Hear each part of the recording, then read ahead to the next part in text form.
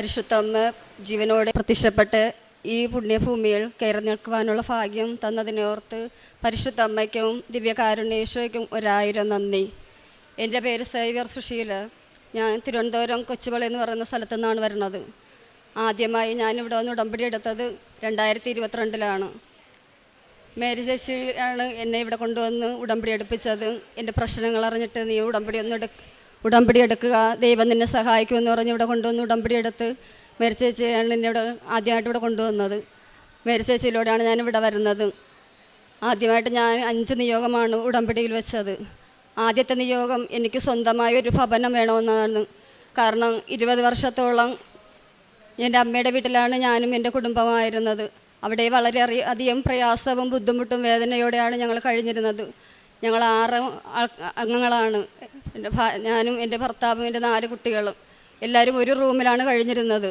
മക്കൾക്കൊന്ന് തുണി മാറുവാൻ പോലുള്ള അവസരമില്ലാത്ത അവസ്ഥയിലൂടെയാണ് ഞങ്ങൾ കടന്നു പോയത്.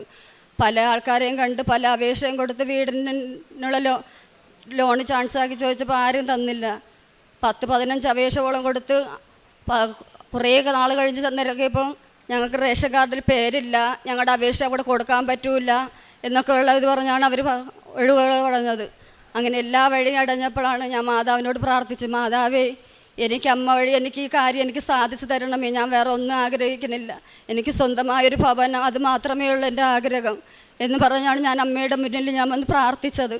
പ്രാർത്ഥിച്ചതിൻ്റെ ഫലമായിട്ട് 3ാമത്തെ ഉടമ്പടി പുതുക്കിയിട്ട് ഞാൻ വീട്ടിൽ ചെല്ലുന്ന പിറ്റേന്ന് തന്നെ എനിക്ക് പഞ്ചായത്തിൻ്റെ ഒരു കോൾ വരെയും എനിക്ക് വീടിനുള്ള പൈസ അവർ അക്കൗണ്ടിലിട്ടിട്ടുണ്ട്, എത്രയും പെട്ടെന്ന് ഫൗണ്ടേഷൻ കെട്ടി വീട് കെട്ടാൻ തുടങ്ങിയെന്ന് പറഞ്ഞ് അവർ വിളിച്ച് പറയാനും ചെയ്ത്. അങ്ങനെ ഞാൻ അവിടെ ചെന്നപ്പോഴത്തേക്ക് 40,000 രൂപ എൻ്റെ അക്കൗണ്ടിലിട്ട് ഫൗണ്ടേഷൻ കെട്ടി കാണിച്ചാൽ വീണ്ടും ബാക്കിയുള്ള തുക കൂടെ ഇടാമെന്ന് പറഞ്ഞ്. അങ്ങനെ ഞാൻ മാതാവിൻ്റെ കൃപ കൊണ്ട് ആ വീട് സ്വന്തമായിട്ട് എൻ്റെ ഭവനം നൽകി മാതാവ് എന്നെ അനുഗ്രഹിച്ച്. വളരെ പ്രയാസപ്പെട്ടാണ് ഞാൻ ഇവിടെ വന്ന് മാതാവിൻ്റെ മുമ്പിൽ പറഞ്ഞത്, മാതാവേ എനിക്ക് എങ്ങനെയെങ്കിലും ഒരു ഭവനം, സ്വന്തമായൊരു ഭവനം. വാടക വീട്ടിലും അമ്മയുടെ വീട്ടിലും കഴിഞ്ഞ് അവരുടെ കുത്തുവാക്കുകളും വേദനകളും ഞാൻ ഒരുപാട് സഹിച്ച്. ഇനി എന്നെ കൊണ്ട് വയ്യ, ഈ മക്കളെയും കൊണ്ട് ഓടാൻ ഒരു വഴിയും ഇല്ല എന്ന് പറഞ്ഞാൽ ഞാൻ അമ്മയുടെ മുന്നിൽ കരഞ്ഞ് പ്രാർത്ഥിച്ച്. അധികം പ്രാർത്ഥിക്കാൻ അധികം കരയുവാൻ അമ്മ എന്നെ അനുവദിച്ചില്ല.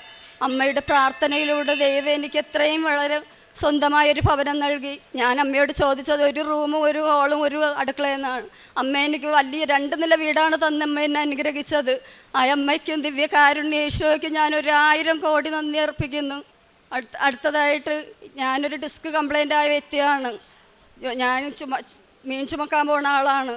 ഒരു ദിവസം മീനും കൊണ്ട് പോകുമ്പോഴത്തേക്ക് ഞാൻ വന്ന് വിടുകയും എൻ്റെ ഡിസ്ക് കംപ്ലൈൻ്റ് ആകുകയും ഞാൻ ആശുപത്രിയിൽ പോകുമ്പോൾ അവർ പറഞ്ഞു ഓപ്പറേഷൻ കൂടാതെ ഇത് സുഖമാക്കാൻ പറ്റൂല, 1.5 ലക്ഷം രൂപ ആകുമെന്ന് പറഞ്ഞു ഓപ്പറേഷന്. എനിക്ക് ഈ ലക്ഷത്തിൻ്റെ കടബാധ്യത ഉള്ള ഞാൻ ഇത് വീട്ടിൽ പറയാൻ പോലും എനിക്ക് മനസ്സ് വരുന്നില്ല. ഈ ലക്ഷങ്ങൾ കടവച്ചുകൊണ്ടിരിക്കുന്ന ഞാൻ എങ്ങനെ 1.5 ലക്ഷം രൂപ കൊടുത്ത് ഓപ്പറേഷൻ ചെയ്തു എന്ന് പറഞ്ഞുകൊണ്ട് കണ്ണുനീരോടെ മാതാവിനെ വിളിച്ച് പ്രാർത്ഥിച്ചുകൊണ്ടിരുന്നു. ഇവിടെ നിന്ന് ഉടമ്പടി തൈലം കൊണ്ടുപോയതും ഉപ്പും തേനും ഒക്കെ ആയിരുന്നു എൻ്റെ മരുന്ന്. അതെല്ലാം പുരട്ടി ഞാൻ മാതാവിനോട് പ്രാർത്ഥിച്ചു, മാതാവേ എനിക്ക് ഇത്രയും പൈസ കൊടുത്ത് ഓപ്പറേഷൻ ചെയ്യാൻ വേണ്ടിയുള്ള കഴിവില്ല, അമ്മ മാതാവ് ഇടപെട്ട് ദൈവത്തോട് എനിക്ക് വേണ്ടി പ്രാർത്ഥിക്കണമെന്ന് പറഞ്ഞ് ഞാൻ പ്രാർത്ഥിച്ച് 6 മാസം തികഞ്ഞപ്പോഴത്തേക്ക് വീണ്ടും എനിക്ക് അവിടെ പോയി മീൻ ചുമക്കുവാനുള്ള 50 കിലോ 60 കിലോ ഭാരമാണ് ഞാൻ ചുമക്കണത്. വീണ്ടും ആ ഭാരം എടുക്കുവാനുള്ള കൃപ എനിക്ക് ദൈവം തന്നു. ഓരോ ഓപ്പറേഷനോ ഒരു മരുന്നോ ഒരു ഇതൊന്നും ഇല്ലാതെ തന്നെ ദൈവം എനിക്കത് സുഖമാക്കി തന്നു. ആ ദൈവത്തിനും പരിശുദ്ധ അമ്മയ്ക്ക് ഞാൻ 1 കോടി നന്ദി പറയുന്നു. പിന്നെ ദൈവം എനിക്ക് തന്ന അനുഗ്രഹം എന്ന് പറഞ്ഞാൽ, ഞാനൊരു ദിവസം ഉറങ്ങിക്കിടങ്ങുമ്പോൾ ഒരു സ്വപ്നത്തിൽ എനിക്കൊരു ദർശനം ചോദിച്ചു. ഞാനിങ്ങനെ കരഞ്ഞുകൊണ്ടിരിക്കുമ്പോഴത്തേക്ക് ഒരു വെള്ള വസ്ത്രം ധരിച്ച ഒരു അമ്മ വന്ന് എൻ്റെ കരം പിടിച്ച് ഒരാളുടെ അടുത്തുകൊണ്ട് നിർത്തുന്നതായിട്ടാണ് ഞാൻ സ്വപ്നം കണ്ടത്. നിറന്ന് നോക്കുമ്പോഴത്തേക്ക് അത് ദൈവത്തിൻ്റെ രൂപമായിരുന്നു.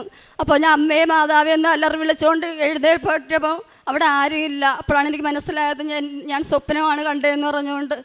അങ്ങനെ അത്രയും വലിയ അനുഗ്രഹം ദൈവം എനിക്ക് തന്നതിനെ ഓർത്ത് ഞാൻ പരിശുദ്ധ അമ്മയ്ക്ക് ദിവ്യകാരുണ്യേശ്വരയ്ക്ക് ഞാൻ 1000 കോടി നന്ദി പറയുന്നു.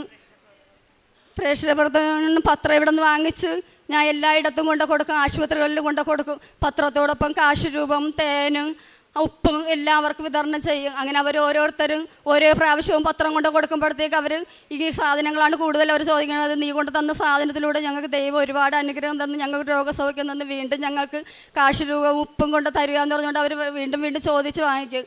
അതിലൂടെ ഞാൻ എന്നാൽ കഴിയുന്ന ആഹാരം വെച്ച് വീട്ടിൽ വെച്ച് അനാഥ രോഗികളായിട്ടുള്ളവർക്ക് കൊണ്ട് കൊടുക്കാനും അവർക്ക് വേണ്ട സഹായം ചെയ്യാനും ഇത് പരിശുദ്ധ അമ്മ മാതാവിനെ സഹായിച്ച് വീണ്ടും എൻ്റെ ജീവിതത്തിൽ ദൈവം തന്ന എല്ലാ അനുഗ്രഹങ്ങളും കൃപകൾക്ക് ഞാൻ നന്ദി പറയുന്നു. വീണ്ടും എൻ്റെ ജീവിതത്തിൽ ഇങ്ങനെയുള്ള അവസരങ്ങൾ ചെയ്യുവാനുള്ള കൃപ ദൈവം തരണേ എന്ന് പറഞ്ഞുകൊണ്ട് ഞാൻ ദൈവത്തിനോട് പ്രാർത്ഥിക്കുന്നു. ആത്മീയ ജീവിതം ആദ്യം എനിക്ക് വിശ്വാസമൊന്നുമില്ലായിരുന്നു. നല്ലോണം പള്ളിയിലൊന്നും പോകില്ലായിരുന്നു.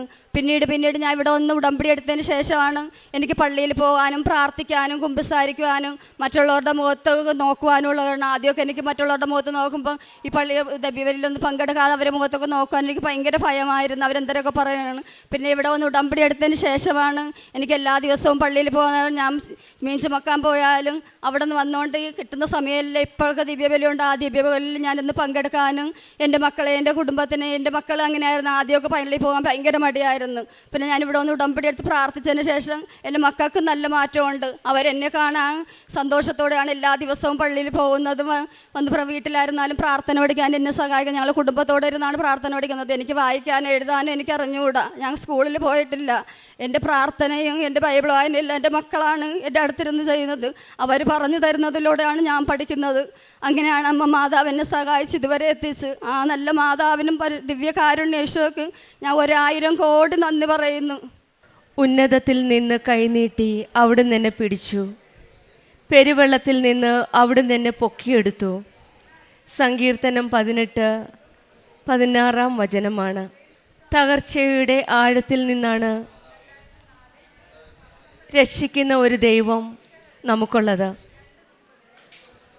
രോഗമാകുന്ന വെള്ളപ്പൊക്കമാകാം, ബുദ്ധിമുട്ടുകളോ കഷ്ടങ്ങളോ ആകുന്ന വെള്ളപ്പൊക്കമാകാം, എന്തുമാവട്ടെ, എന്ത് പെരുവെള്ളവുമാകട്ടെ, ഈശോയും അമ്മയും നമ്മുടെ കൂടെയുണ്ടെങ്കിൽ നമുക്കൊന്നും ഭയപ്പെടേണ്ട ആവശ്യമില്ല. അവിടുന്ന് നമ്മളെ കൈനീട്ടി നമ്മളെ പിടിക്കുന്ന ഒരു ദൈവമാണ്.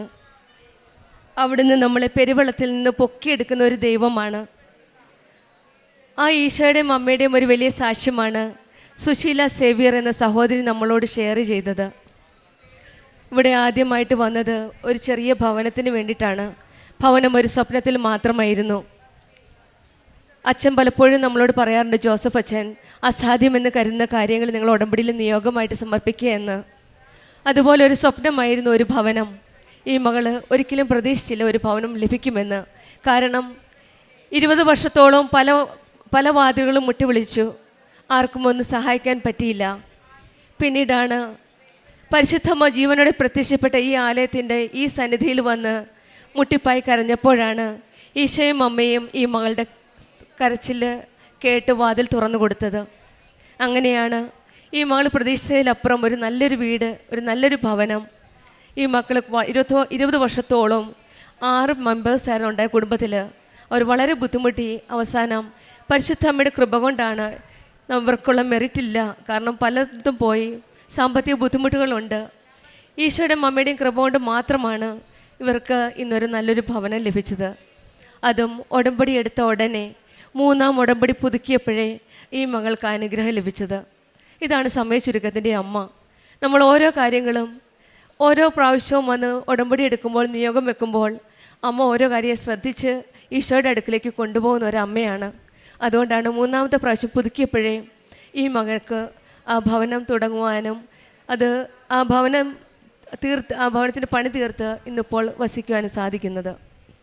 പിന്നെ ഉണ്ടായിരുന്നത് ഈ മകളുടെ ഡിസ്ക് കംപ്ലൈൻ്റ് ആയിരുന്നു. വളരെ ബുദ്ധിമുട്ടുള്ള ജോലിയാണ് ഈ മകൾ ചെയ്തുകൊണ്ടിരിക്കുന്നത്. സാമ്പത്തികമായിട്ട് വളരെ വിഷമത്തിലാണ്. 1.5 ലക്ഷത്തോളം രൂപ വേണം ഓപ്പറേഷന് വേണ്ടിയിട്ട്. അത് കാരണം വീണ്ടും പരിശുദ്ധ അമ്മയുടെ അരികിലേക്കാണ് ഈ മകൾ വന്നത്. അമ്മയോട് മുട്ടിപ്പായി പ്രാർത്ഥിച്ചപ്പോഴാണ് ഒരു ദിവസം ഒരു തണുത്ത കാറ്റ് പോലെയാണ് അമ്മയുടെ സാന്നിധ്യം ഈ മകൾക്ക് മനസ്സിലായെന്ന് പറഞ്ഞത്. ആ മകൾക്ക് പെട്ടെന്നാണ് ഒരു രോഗസൗഖ്യം ലഭിച്ചത്. പരിശുദ്ധ അമ്മ പല പ്രാവശ്യവും പല രീതിയിലാണ് അമ്മയുടെ സാന്നിധ്യം ഈ മകളുടെ ജീവിതത്തിൽ അറിയിച്ചു കൊടുത്തത്. പിന്നീടാണ് ഒരു ദർശനമുണ്ടായി. ഈശോയും അമ്മയും ഈ മകളുടെ ജീവിതത്തിൽ പല രീതിയിൽ പല പ്രാവശ്യവും അവരുടെ സാന്നിധ്യം, ഈശോയുടെ അമ്മയുടെ സാന്നിധ്യം ഈ മകൾക്ക് കാണിച്ചു കൊടുക്കുകയായിരുന്നു. നമ്മുടെ ജീവിതത്തിലും എത്ര ബുദ്ധിമുട്ടിയ വെള്ളപ്പൊക്കമായാലും പെരുവെള്ളമായാലും നമുക്കും ഈശോയുടെ അമ്മയോടും ചേർന്ന് നിൽക്കാം. നമ്മുടെ ഉടമ്പടി ജീവിതം വിശ്വസ്തയോടെ ആത്മാർത്ഥതയോടെ ജീവിക്കുവാൻ, നയിക്കുവാൻ ഈശോയും മമ്മയും നമ്മെ സഹായിക്കട്ടെ എന്ന് പ്രാർത്ഥിക്കാം. ഈശോയുടെ മമ്മയുടെയും കൈ പിടിച്ച് നമുക്കും നമ്മുടെ ഓരോ കാര്യങ്ങളും ഈശോയുടെ അമ്മയിൽ സമർപ്പിച്ച് നമുക്ക് മുന്നോട്ട് പോകാം. സുശീല സേവ്യന് കുടുംബത്തിന് ലഭിച്ച എല്ലാ അനുഗ്രഹങ്ങൾക്കും നമുക്ക് കരങ്ങളടിച്ച് ദൈവത്തെ മഹത്വപ്പെടുത്താം. യേശുവേ നന്ദി, യേശുവേ സ്തുതി. അത്യപൂർവ ദൈവാനുഭവങ്ങൾ ഇനി നിങ്ങൾക്കും സ്വന്തം. ഈ യൂട്യൂബ് ചാനൽ ഇതുവരെ സബ്സ്ക്രൈബ് ചെയ്തിട്ടില്ലെങ്കിൽ ഇപ്പോൾ തന്നെ സബ്സ്ക്രൈബ് ചെയ്യുക. ഈ വീഡിയോ ഇപ്പോൾ തന്നെ നിങ്ങളുടെ സുഹൃത്തുക്കൾക്ക് ഷെയർ ചെയ്തുകൊണ്ട് കർത്താവിൻ്റെ പ്രേക്ഷിതരാകുക.